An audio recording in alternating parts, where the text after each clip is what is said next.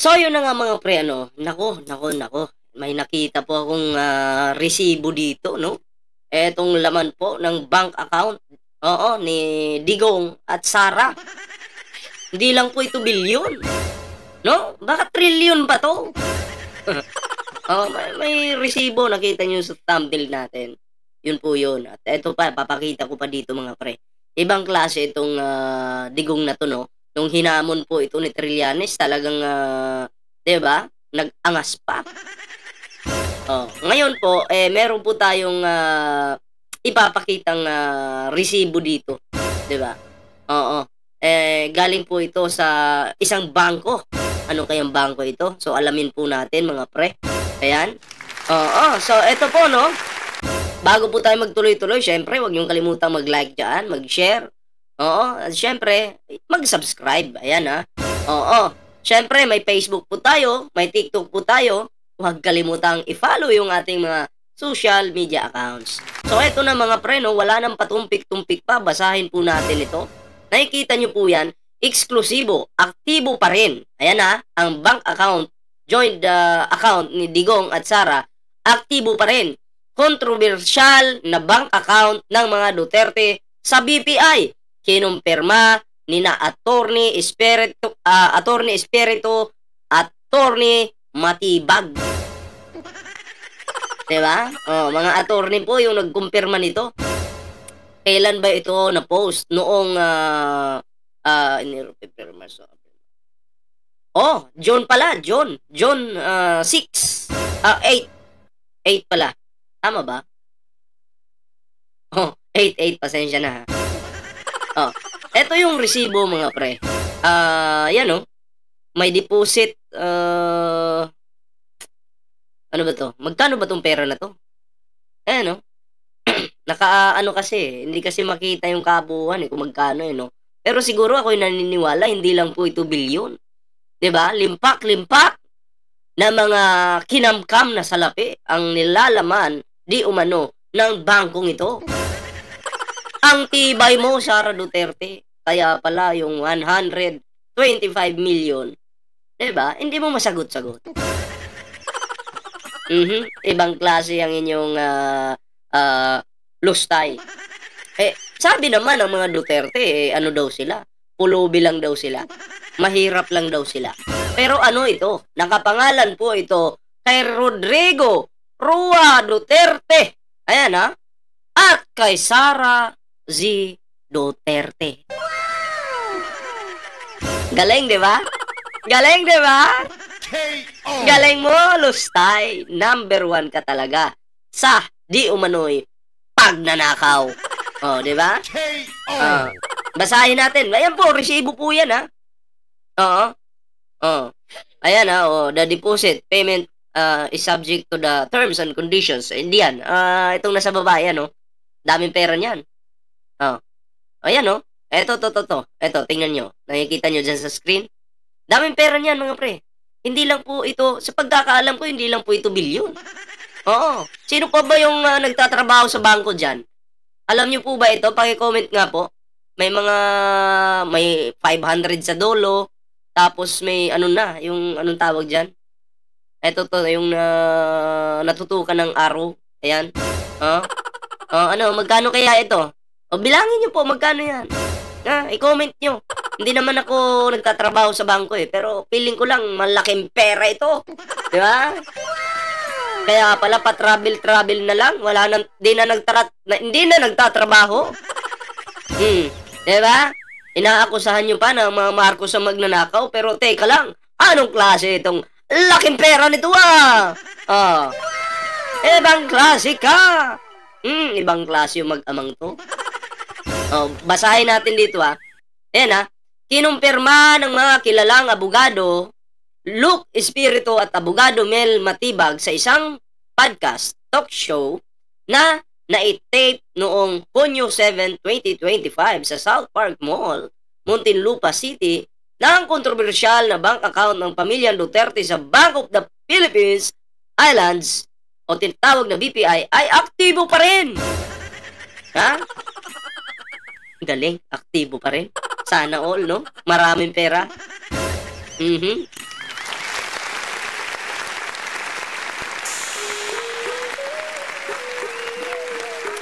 Ito pa, basahin pa natin mga pre. Sa eksklusibong panayam, iprinisinta ni na abogado, espiritu at abogado matibag ang matibay na ebidensya. Isang digital copy ng isang deposit slip na may petsang Mayo 22, 2025. Malinaw na ipinakita ng dokumentong ito ang isang depositong 500 pesos sa nasabing account. Direktang sumasalungat sa anumang naunang pahayag ng account ay sarado na o hindi aktibo. Hindi ito unang nagkataon na BPI account ng mga Duterte ay lubusang siniyasat sa panahon ng panunungkulan ni dating Pangulong Rodrigo Duterte. Naging sentro ng balita si Senador Antonio Trillanes nang ibunyag niya ang pagkakaroon ng maraming hindi idineklarang bank accounts. Ayan maraming hindi idineklarang bank accounts. Oo, 'di ba? Asan na ba 'yon? Na pag-aari ni Duterte kasama na ang partikular na BPI account na ngayon ay kinumpirmang aktibo. Aktibo po siya, pero ako hindi naman ako expert sa bank account. Ayan, may 500 diyan, pero ano yung mga ganyan-ganyan? I think numbers pa rin 'yan siguro, no? Numbers pa rin 'yan pero hindi lang pinakita, 'di ba, kung magkano. Syempre, 'di ba?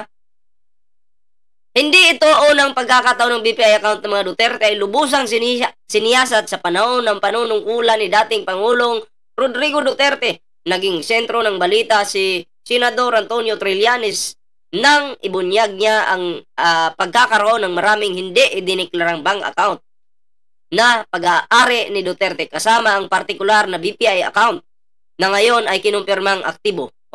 Nagpresenta si Trillanes isang matinding kritiko ng administrasyon ng mga bank records na nagpapakita umano ng bilyon-bilyong piso sa mga account na ito.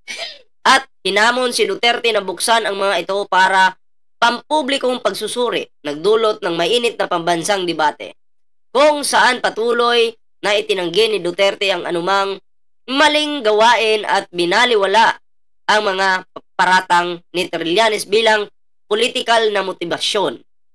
Ayan sa kabila ng kontrobersya, ang isyu ay nanatiling hindi nalutas sa panahon ng pagkapangulo ni Duterte na nag-iwan ng maraming tanong na hindi sinagot. Tapusin po natin ito.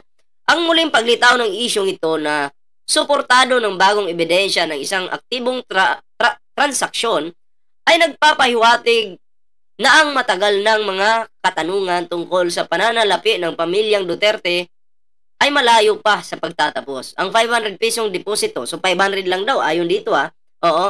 Pero kailangan po din malaman ng taong bayan yung mga nakaraang transaksyon, okay, ng bangkong ito. Kung magkano nga ba talaga. 'Di ba? Magkano?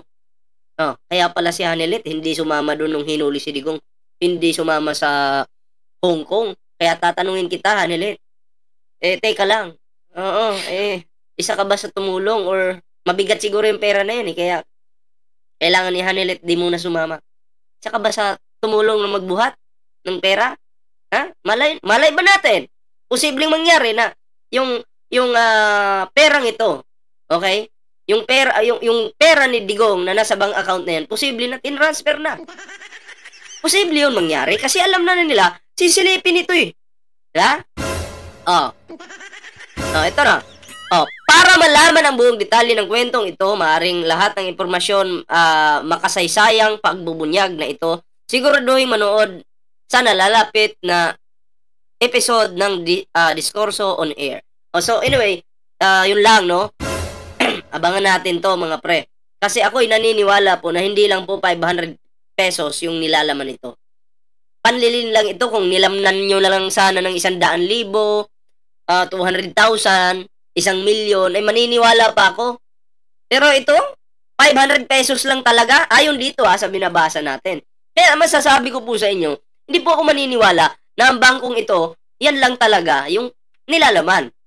Paano kung suriin pa yung mga nakaraan transaksyon na transaksyon sa 2024, 2025, 24, 2023, no? Hanggang sa nung naging mayor si Digong, baka limpak-limpak na sa lapi yung pumasok sa bangkong ito. Di ba? Baka limpak-limpak na salapi. Naku po. Itong mga Duterte talaga, no? Bistado palagi eh. Kung nilalmanan nyo na lang sana ng 100,000 yan, or di kaya bilyon, bilyon tuloy. Milyon, di ba? Eh, kapani-paniwala pa. Pero yung 500 pesos, sinagad nyo talaga? Para kunyari, pulube? Ay, nako po. Bistado. So, anyway, ito mga pre, no?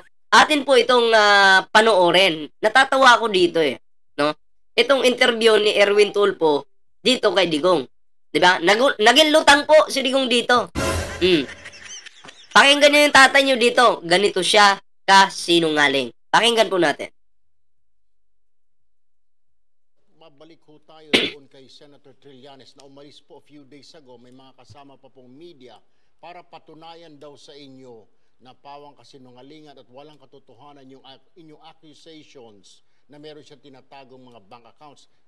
Kanina po ipinakita niya at sinabihan daw siya ng bangko na walang account na ganito. Sir, ano po ang reaction niyo?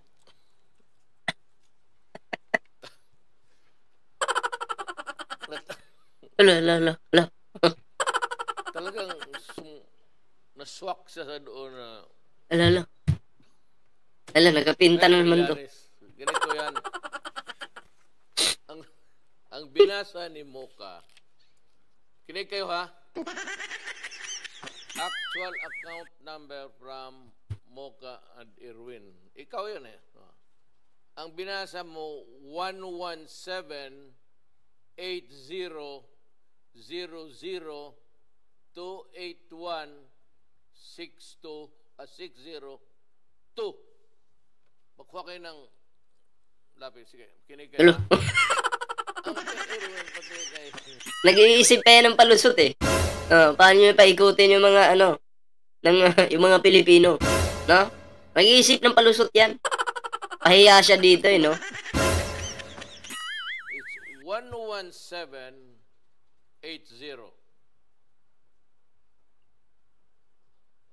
00281 602. Binasa ko, binawasan ko ng number. Wala ito, imbento lang. Agoy! Imbento lang pala ni Digong. Diba?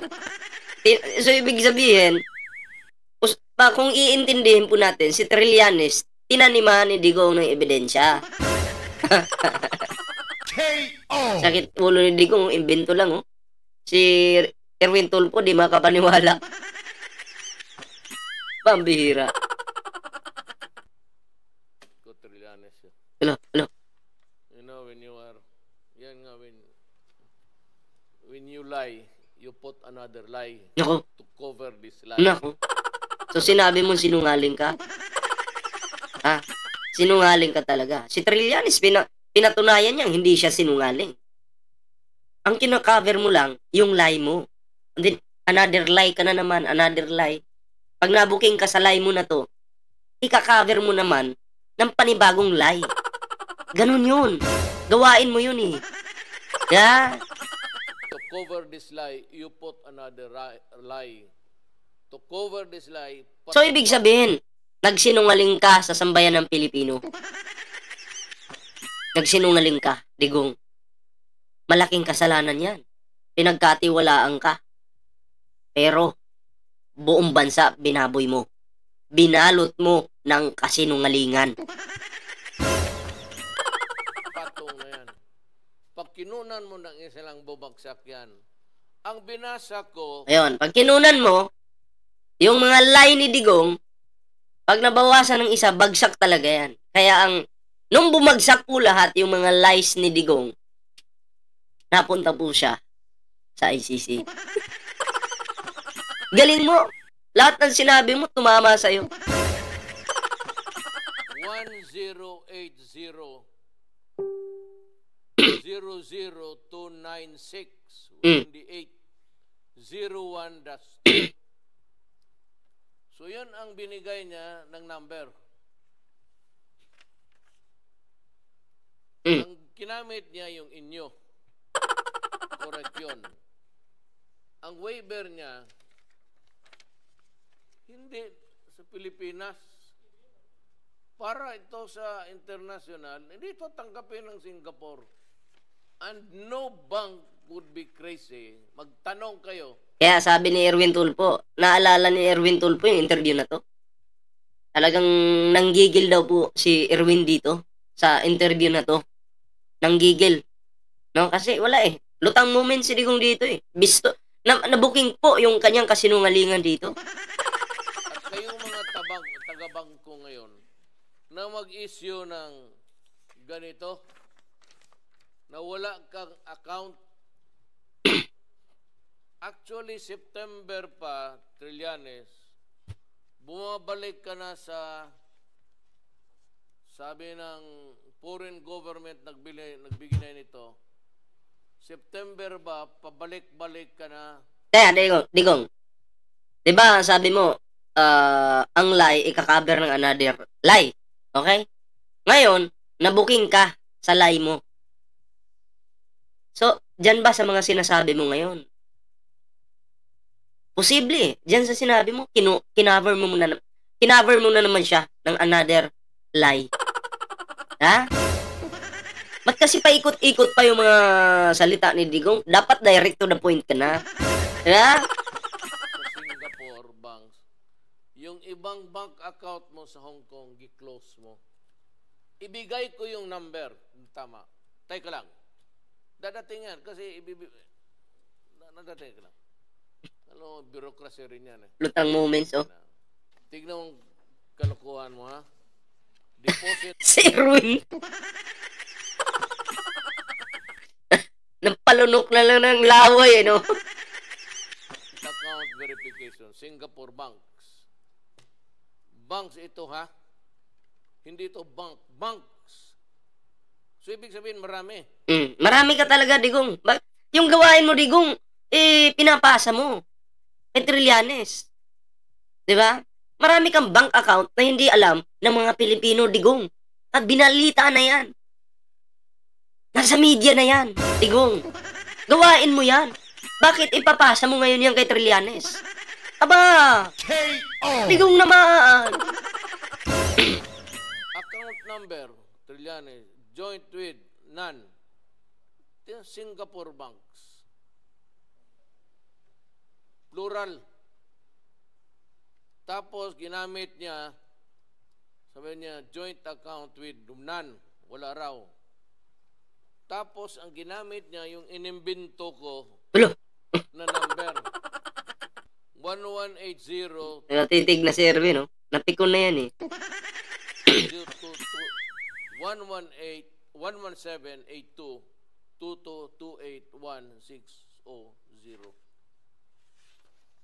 Ito yung binasa nila, Erwin. Kinunan ko ng number, kita mo hindi kasing haba. Tapos, ito yung reported sa articles. Pero ang ginamit niya dito, yung peke na, isip-isip ko lang, natanggalan ko ng mga number. Yan po yung lutang moments ni Digong. Ang problema kasi sa Digong, hilig mo sa pintanil, eh, no? Ayan tuloy. Listado ka dyan, ha? Pahiya ka pa. Di na umimik si Erwin Tulfo. Di na po umimik. Nabullshit na lang. Diba? Nabullshit na lang po. Ay, nako. Anyway, nakakulong ko na naman, Digong. So, syempre, kailangan managot naman dito ngayon si Sara Duterte. Diba? Oh, active pa po ang bank account nila, joint account nila. Pero ang tanong dito, bakit 500 lang yung laman ayon sa isang artikulo, 'di ba? Pero naniniwala ba kayo na 500 yung laman niyan? Ako, pwede kong paniwalaan ang laman niyan trilyon, bilyon, pwedeng ganoon, 'di ba? Pwede pong ganoon. Kasi wala na eh. Magulat ka na lang 500. Tanong ko sa inyo ngayon. Tanong ko sa inyo, yung bangko ba nila sa BPI, hindi ba nagkalaman ng trilyon yan o di kaya bilyon? Tanong ko sa inyo ngayon, bilyon na lang, wag na yung trilyon. Pero kung mapapansin nyo sa title ko, ano yun? Trilyon. thumbnail ko, trilyon, no? Kasi yan ay mga ano natin, mga opinion natin. Posible kasi mangyari yun di ba? Kayo, maniniwala po ba kayo na kumbaga 500 pesos lang yung laman yan? Simula nung na-open yung bank account na yan? Ako po'y naniniwala na hindi po. Yan po ay panlilin lang sa mga Pilipino. 500 pesos, kalukuhan. Diba? Oo, kalukuhan po yan. Kalukuhan, isang malaking kalukuhan at isang malaking panlilinlang po sa mga Pilipino. Bilyon yan! Malay ba natin kung ang pera sa BPI na yan, itinransfer na sa ibang bangko? Posibleng mangyari yun.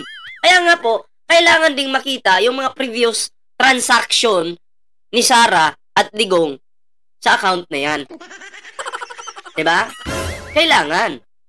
Nung 2020, nung mayor pa si Digong, hanggang sa naging presidente si Digong, hanggang sa napadala siya sa daig, kailangan tingnan po yung lahat, imbestigahan yun. Diba? Kasi naniniwala po ako na ito ay isang malaking kasinungalingan. Yeah? So, anyway, yun lang po yung ating video ngayon mga pre. Maraming salamat po sa mga sumama po sa ating video ngayon, sa ating live ngayon. Maraming salamat po. So, yun lang muna yung ating reaction ngayon. Kita-kits po ulit tayo mamaya sa susunod na reaction. Ayan mga pre meron po tayong Facebook dyan, meron po tayong TikTok. Huwag pong kalimutang i-follow yung ating mga social media accounts. Siyempre mga pre, no, sa ating YouTube. Ayan, huwag kalimutang mag-like, share, subscribe, share this video, ring the notification bell para po updated kayong lahat sa ating mga uploads. So, yun lang po muna. Kita-kits po tayo sa susunod na video. Ingat po.